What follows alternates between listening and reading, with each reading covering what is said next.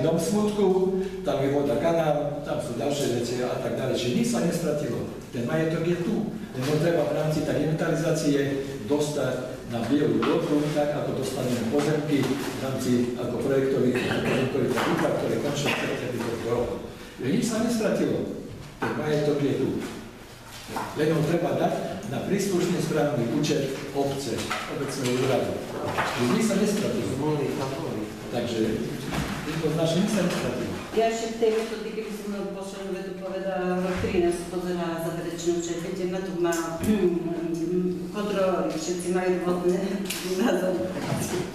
Že to je jedna vec, druhá vec je, že my skôr z toho praktického hľadiska pozeráme a samozrejme, že keď bojím o prebytku, tak ja ho musím nájsť. Evidentne v keši na účto, hej, plus po pláne. Napríklad rok 13, to malo som to práve, som si tak prešla, z prebytku sa vylúčili splatky úverov. Tak mi povedzte, bolo všetko schválené. Ako bolo to vlastne tých 100, neviem koľko tisíc zapojených v rozpočte, keď bol vylúčený? Ja osobne to neviem pochopiť, samozrejme, toto mi prípada, vy ste tie peniaze boli na účel, ale vy si ich vynechali. Vy nechali ste z toho zapojenia, hej? Čiže za to osobne si myslím, že musí byť tá metodika, musím vedieť, že všetko tam ide. Všetko, mne čo sa stane v roku, povedzme 14, tak plusový, bežný, minusový, kapitálový a plusový finančné operácie. Tie finančné operácie vždy doplňajú tie dva časti rozpočtu. A na konci je nejaký výsledok, ktorý musí byť shodný s peniazmi. A keď ja z toho výsledku napríklad 100 000 dám preč, tak sa pýtam, ako to bolo vlastne, hej? Čiže vám to musí byť úplne jasné, jak vlastne ten prebytok sa vydáva. To je jedna vec. A hovorím, na podnikateľsku si treba dávať pozor, lebo toto je bez milosti, je to dobré, že všetci fungujeme v tejto sfére, že dane sú neúprostné a jednoducho sa nevyplatiť. Čiže rok 13 už asi nebude sa opravovať, ale rok 14 sa musí. Troška som aj prekvapená, lebo pán Janoš tu robí už dlhšie obdobie. Osobne s ním, jemu som to vysvetľovala ešte trochu pana, že prečo musíme tak robiť s tými výnosami. Keby ste mali v decembri odpočuť, nie je problém. Tam nie je problém, lebo tie výnosy sú z celého roku, nakladne z celého roku, mám som vyznúť nejaké číslo, relatívne dobre. Ale pokiaľ pol roku vyfakturujem, iné faktúry nemám až zase o rok, hej, tak je problém.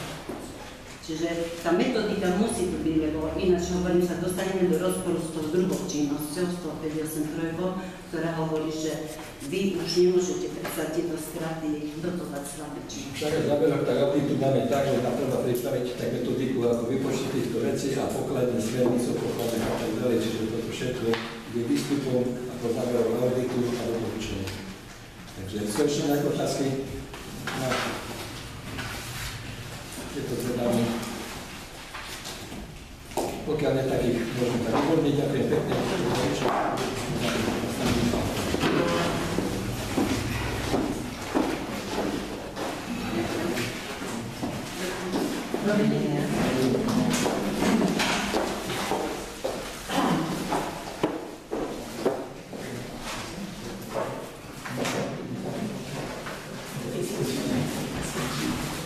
Takže môžeme pristúpiť k uzneseniu číslo 87. Uznesenie číslo 87 2015 OZ, obecné zastupiteľstvo Marko berie na vedomie stanovisko hlavnej kontrolórky k návrhu záverečného účtu za rok 2014. To je za takéto uznesenie. Ďakujem za uznesenie do hlasovania. Takže uznesenie je schválené. Prikročíme k uzneseniu číslo 88.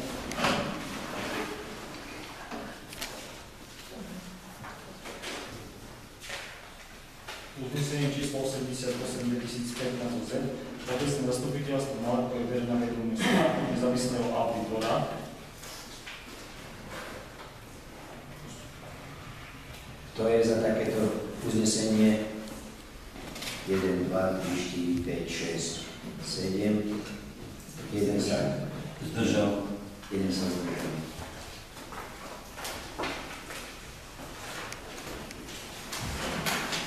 to súčasťou toho záverečného účtu ja to stanovisko máme kontrolovať, takže otvoríme k tomu diskusiu. Uznesenie číslo 89 2015 OZ. Obecné zastupiteľstvo Maľkov schváluje záverečný účet obce za rok 2014 prebytkom 206 049,84 eur a vyjadruje záporný názor s teologickým hospodárením s nasledujúcimi výhradami. Prebytok 206 049,84 eur je rozdelený na určené finančné prostriedky vo výške 21 339,61 eur na tvorbu rezervného fondu vo výške 160 907,15 eur, z toho 20 803,88 eur preniesť dostatok do nasledujúceho roka 2015, po prvé ukončiť a vyhodnotiť inventúru majetku a zásad obce, po druhé preveriť účet 384 výnosy budúcich období podľa jednotlivých dotácií na hmotný majetok s prepočítaným dostatkom v súlade s relatívnym financovaním majetku. Po tretie, preveriť dokumentáciu právnych postupov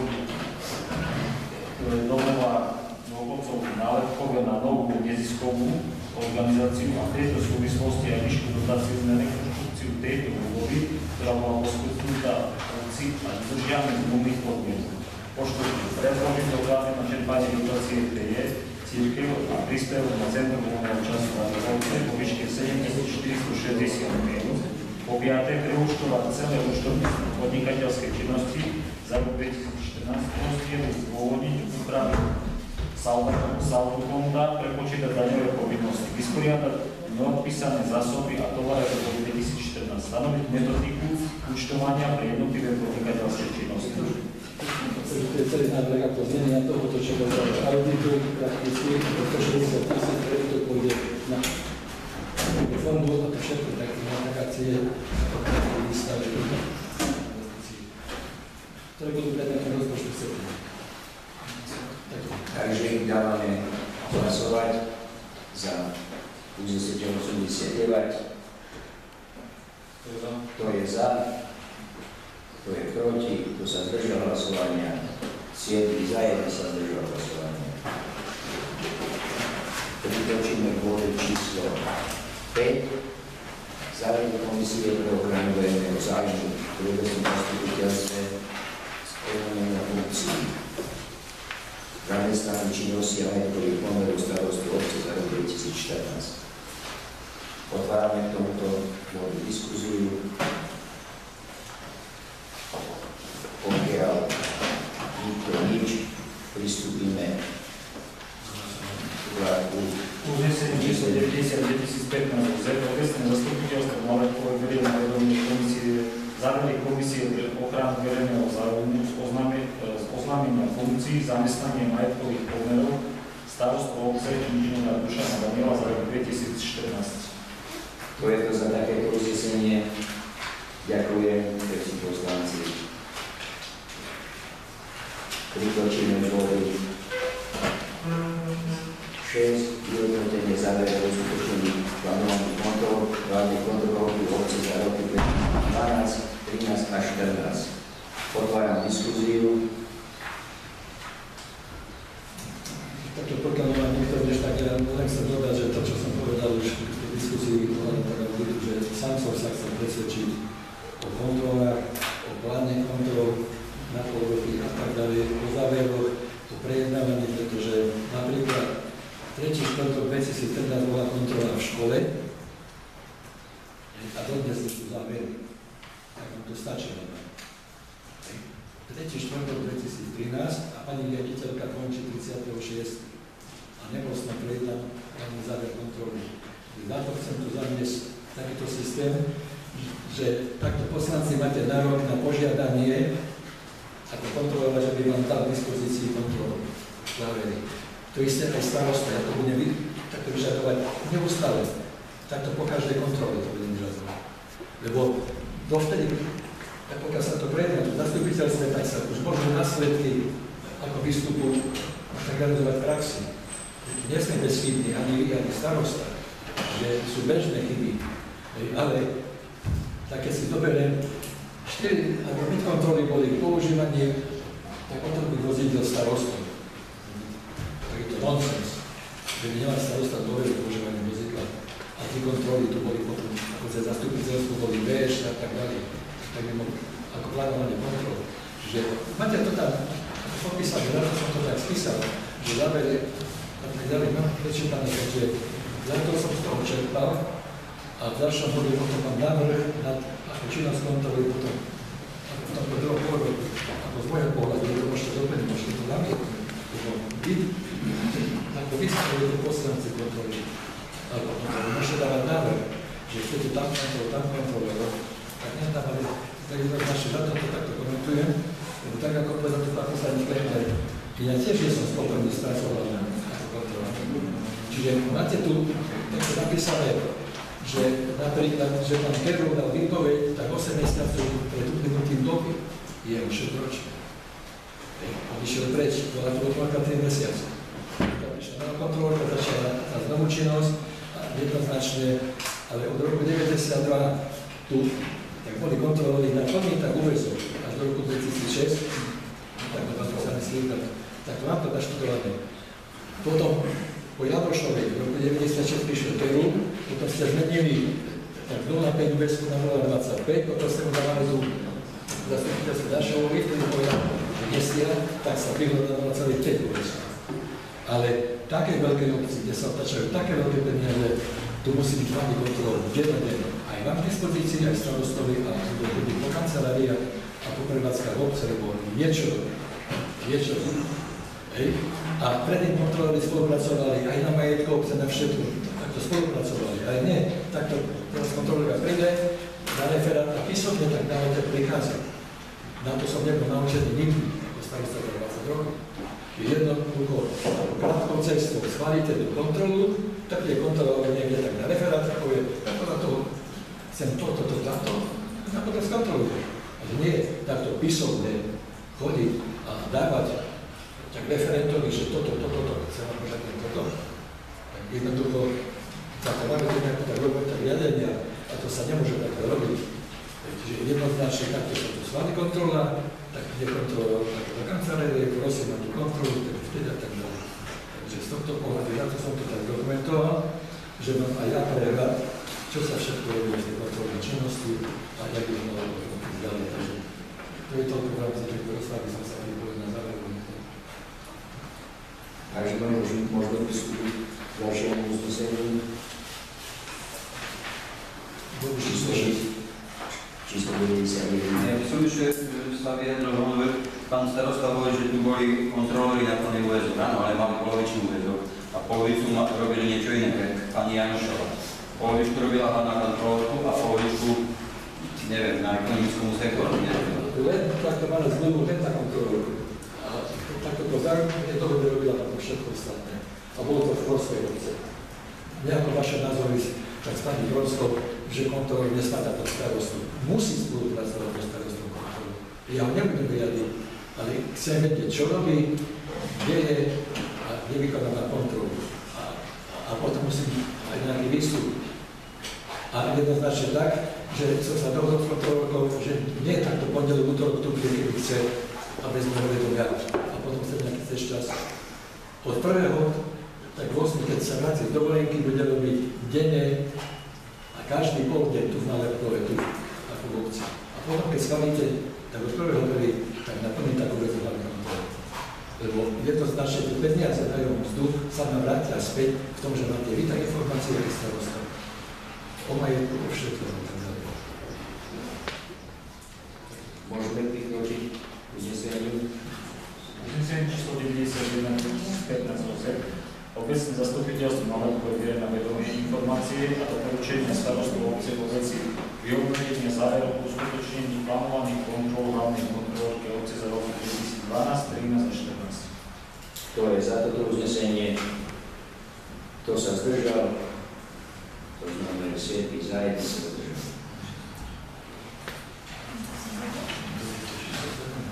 Bod číslo 7. Plán kontrolnej činnosti hlavnej kontrolórky obce na druhý pol 2015. Otváram tento bod. To nedá schváľovať, u nás bez nás prakticky. Ona tu nie je prítomná, ja už tu bolo konštatované, pán starosta povedal, že nikto sa nepýtal, že kde je. Jednoducho my chceme, aby tá kontrolérka tu bola. Vzhľadom k tomu, že má dovolenku, neviem. No a teraz čo bez nemôže schvalovať? Ako plán kontrolnej činnosti, však vy ho schvalujete, poslanci. Nejde o to, ale že sa k tomu vyjadria. na september. Počkajme na september. Tak bude treba kontrolovať. Ja by som nečakal, lebo keď to vyplýva z jej pracovnej naplňa, treba to zrobiť maximálne, keď doplniť. Tá má to, že nemusí v jeden deň kontrolovať. Zákonné je asi kontrolovať svoju prácu. A keď doplní niečo, treba nie určuje naši práce. Môže september doplniť, alebo zrušiť. Keď sa k tomu vyjadrí kontrolovať. Vyjadrila sa k tomu, či dáva to? Tak to som povedal, že som to pripravil, tak mi povedala tak, že by som jej to dal prepísať, že to predloží. Tak som povedal, že nedá prepísať nejaký návrh. To je môj návrh starostu obce. To je môj návrh hlavnej kontrolky. Ale tak sa pýtam, že máme pomôcť o tom, že tam je napísané, ako prečítala si to. Prosím? Že prečítala si to, že tam je napísané. Ja som im povedal, že čo to... Tak ako známe s tým.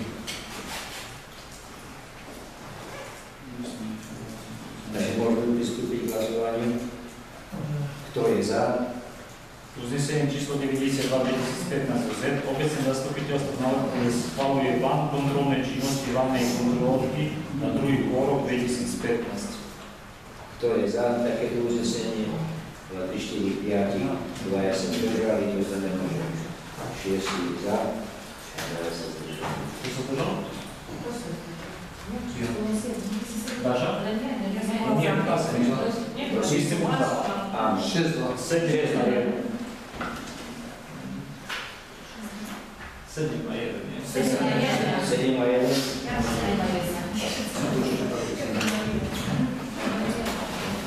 Bod číslo 8. Program rozvoja obce návrh na zostavenie pracovných skupín hospodárska, sociálna a environmentálna. Takže takto sa tak budeme hneď ako slova, to čo tam máte napísané, a prakticky súvisí s tým programom, tak oslovať tak obce, ktoré musí byť ako do konca roka takto spracovaný, mám dynamizovať na program rozvoja kraja, už chodia nejaké také veci z kraja, že tam máme nejaké vydaženia.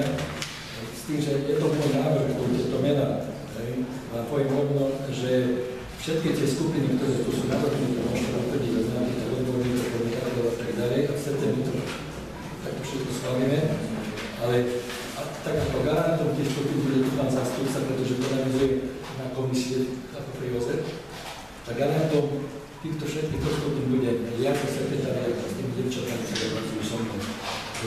Jednoducho robili tento dotazník a sú to zainteresované, takže sekretariat starosta bude garantom všetkých skupín, budeme všetko sumarizovať tu a potom prenašať zastupiteľstvo na schvaľovací proces.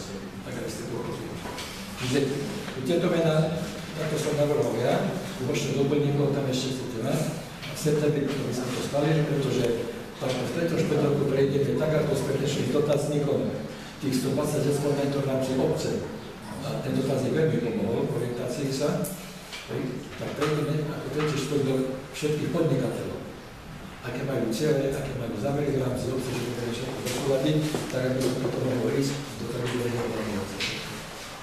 Čiže jednoducho to bol ako prvý dotazník, ako pre občanov, takto pre podnikateľov bude druhý dotazník a potom výstupný bude tu niekedy v decembri budeme predávať zastupiteľstvo návrh na tak akčný plán rozvoja obce, ktorý bol na roky 2007-2013 a teraz chceme spracovať do roku 2020. Všetko aktualizovať, čo tam bolo a dať tak nové termínové ako projekty, čo majú podnikateľe, pretože to beží, všetko sa mení, sa vyvíja, takže takýto úvod tu k tomuto boli. Nech sa páči. Ja by som chcel navrhnúť do komisie hospodárskej Jožka Šašana. Ešte.